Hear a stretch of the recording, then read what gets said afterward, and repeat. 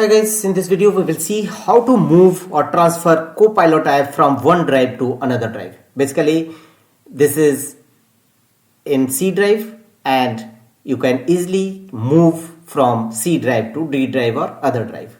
Right click on start button and choose settings. Through window settings we will move it. Go to apps from the left side and from the right side click on installed apps. Here either you can search Copilot in search field, otherwise scroll down and choose Copilot.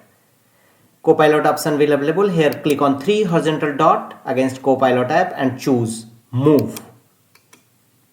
Here this is currently installed on C drive. Select a drive to move this app to and click on a small arrow and you will find all your volume installed in your system. Choose as per your choice and click on move.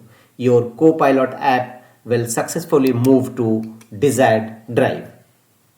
It will take some time, wait for some time moving, and once successfully moved you receive a message. Wait for some time. All Copilot and its other data will successfully move to a new drive which you have chosen. Now click on 3 horizontal dot, choose move, and you can see this app is currently installed on D, volume D.